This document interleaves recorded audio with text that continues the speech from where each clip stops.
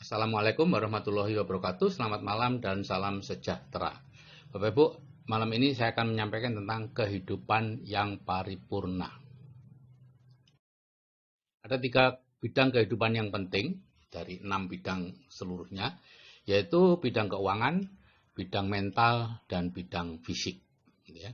Nah, kalau ketiga bidang ini beres, bagus, biasanya bidang-bidang yang lain akan dengan mudah dibuat bagus.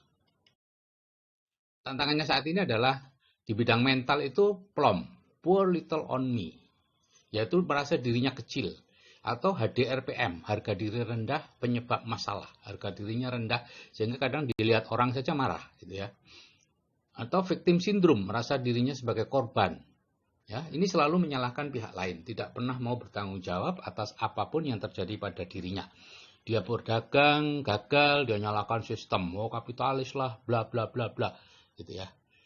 Dan padahal dia dagang itu ya sebenarnya mau jadi kapitalis, gitu ya, cuman kalah saja dengan yang lain. Gitu. Apapun, dalam segala bidang, apapun yang dia lakukan, dia gagal, dia akan menyalahkan orang lain. Orang yang begini nih, kadang Jack Ma menyebutkan bermental miskin, gitu ya. Susah untuk diajak maju dan mudah sekali untuk dihasut, untuk protes kepada pihak lain yang lebih besar dari dirinya. Ya. Nah, kemudian dari fisik itu ada 2, yaitu pola pikir sakit dan radikal bebas. Kalau radikal bebas itu nyata, ya, yaitu dulu radikal bebas hanya 2, yaitu oksigen dan sinar matahari, ya, itu menghidupi kita tapi sekaligus juga mematikan kita pelan-pelan. Sekarang radikal bebas jadi banyak, polusi, gaya hidup, ya, macam-macam, ya, banyak itu. Nanti Bapak Ibu bisa pelajari dan di kesehatan optimal.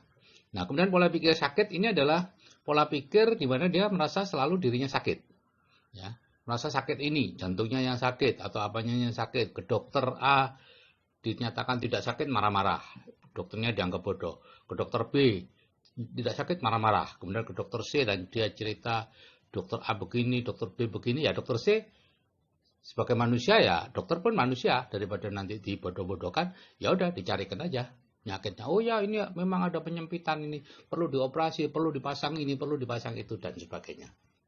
Itu yang terjadi, ya, itu pola pikir sakit. Lama-lama kan sakit beneran. Apa yang dicari itu akan didapatkan. Kalau Bapak Ibu terus-menerus merasa sakit jantung, ya Bapak Ibu akan sakit jantung beneran. Terus-menerus penyakit sakit kanker, ya Bapak Ibu akan kena sakit kanker beneran. Ya, itu yang akan terjadi di dalam kehidupan ini. Dan tantangan yang ketiga di bidang keuangan, yaitu kita punya life map miskin, ya, yaitu life map mana bekerja keras mencari uang, ya, bukan mencari nafkah Bapak Ibu, mencari uang, gitu ya, beda ya. Kalau mencari nafkah itu normal, bisa dengan cara membangun aset, itu pun mencari nafkah. Tapi ini betul-betul mencari uang, bekerja keras untuk uang. Nah, biasanya yang punya life map miskin ini akan jatuh dalam salah satu dari 2 kondisi, yaitu sudah bekerja keras bertahun-tahun penghasilannya segitu-gitu aja, atau sudah berpenghasilan besar bertahun-tahun tabungannya segitu-gitu aja. Setiap kali Anda punya uang, akan dengan cepat dikeluarkan. Supaya Anda tidak punya uang, supaya apa? Supaya tetap bekerja terus, karena tujuan hidup Anda dalam life map miskin adalah bekerja keras, mencari uang. Bapak Ibu, apapun yang terjadi pada diri kita itu awalnya dari pikiran, Bapak Ibu. Ya, dari pikiran akan menyebabkan tindakan yang diulang-ulang jadi kebiasaan yang terus-menerus jadi karakter, dan karakter itulah yang menjadi nasib kita. Jadi nasib Bapak Ibu sekarang ini bukanlah takdir Bapak Ibu, ini adalah sekedar dari hasil pola pikiran 5-10 tahun yang lalu. Kemudian pola pikir Bapak Ibu sekarang akan menunjukkan hasil nasib Bapak Ibu, menentukan nasib Bapak Ibu 5-10 tahun yang akan datang. Jadi kalau tidak dirubah, ya nasibnya tidak akan berubah. Kalau pikirannya dirubah, maka nasibnya juga akan berubah. Nah, apa yang disebut pikiran? Yang disebut pikiran itu sebetulnya pikiran bawah sadar. Karena pikiran sadar itu hanya 10%, pikiran bawah sadar itu 90%. Jadi pikiran bawah sadarlah yang mengendalikan kita. Nah, apa itu pikiran bawah sadar? Ya, pada saat kita lahir, itu kita putih bersih. Tidak ada pikiran apa-apa selain refleks-refleks dan kemauan untuk hidup yang kuat. Ya, semua berhasil. Kemudian mulailah dari lingkungan memasukkan. Sampai dari 0 sampai 7 tahun semua diserap Bapak Ibu. Apapun yang masuk diserap dengan dengan kesimpulan yang ada. Melihat Bapak Ibu bertengkar, menyebut-nyebut uang, dianggapnya uang menyebabkan masalah. Pak D dan Pak D dan bapaknya berebut warisan, dianggapnya warisan atau uang menyebabkan masalah. Dan terus begitu. Dan mulai umur 7 tahun sampai umur 13 tahun terbentuklah filter atau reticular activating system akhirnya. Ya. Filter itu jadi di usia 13 tahun dan sempurna di usia 18 tahun. Nah, data di filter di-download saat kita tidur. Selama ada di filter, data itu diserang untuk dilikuidasi. Sehingga akhirnya yang cocok adalah mereka yang disedot, yang di-download itu yang cocok dengan yang di bawah sadar. Nah, karena yang di bawah sadar itu diperoleh dari 0 sampai 7 tahun, sebetulnya kita itu, bawah sadar kita itu berisi pokok-pokok pikiran anak umur 7 tahun. Jadi kalau kita berbicara dengan bawah sadar kita harus tahu bahwa kita sedang berbicara dengan anak umur 7 tahun yang sangat lugu, tidak mengerti politik, tidak peduli kita hidup kayak apa. Yang penting dia berpendapat begitu, dia akan melakukan seperti itu. Ya. Sehingga mulai umur 18 tahun sedikit sekali yang bisa masuk ke dalam pikiran bawah sadar kita. Sehingga Bapak Ibu kadang-kadang kita meminta A, dapatnya B. Minta banyak uang, dapatnya banyak utang. Minta sehat, dapatnya sakit. Kenapa? Ya, karena ini Bapak Ibu, yaitu yang dikabulkan itu bukan keinginan kita, tapi kebutuhan kita. Apa yang kita butuhkan, bukan apa yang kita inginkan. Nah, sekarang bagaimana membuat keinginan kita itu menjadi kebutuhan, dibaca sebagai kebutuhan. Nah, keinginan kita itu adalah apa-apa yang ada di pikiran sadar. Ibu ingin mobil, ingin yang kadang hilang, kadang muncul, ya, angen-angen itu ya. Itu hanya 10%. Jarang yang bisa terpenuhi. Tapi kalau bisa Bapak Ibu masukkan ke pikiran bawah sadar, dia akan terhubung dengan Tuhan, dengan pikiran suprasadar atau apapun, ada yang mengatakan semesta dan sebagainya, terserah saja. Dan ini secara otomatis terus-menerus terhubung. Inilah yang dianggap kebutuhan, yaitu apa-apa yang ada di bawah pikiran bawah sadar. Ya, ke atas otomatis yang menjadi masalah adalah dari pikiran sadar ke pikiran bawah sadar. Bisa enggak Bapak Ibu memasukkan? Gitu ya. Bagaimana cara memasukkan segala sesuatu ke pikiran bawah sadar?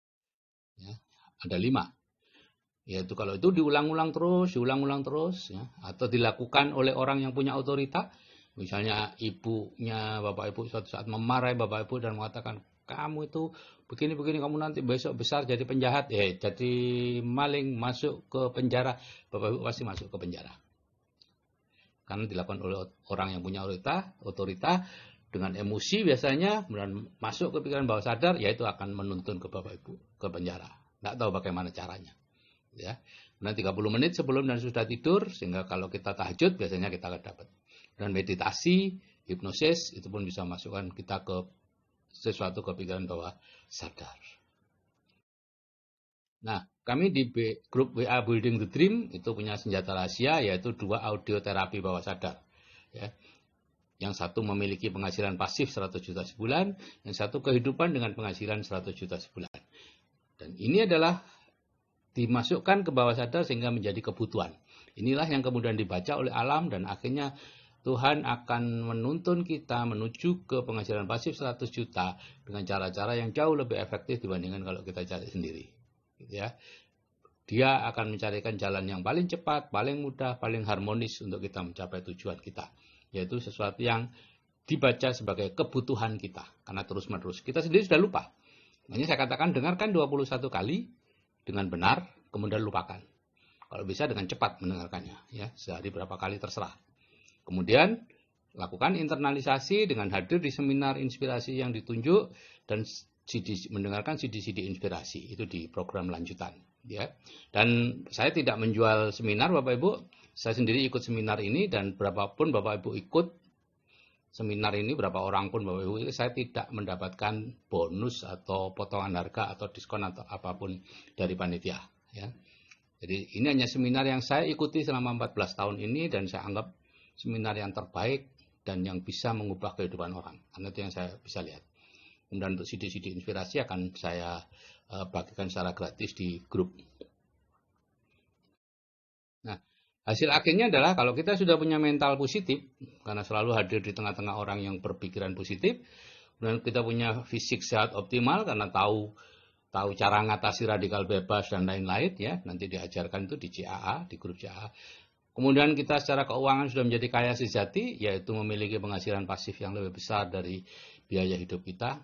Maka dengan mudah kehidupan kita akan disempurnakan.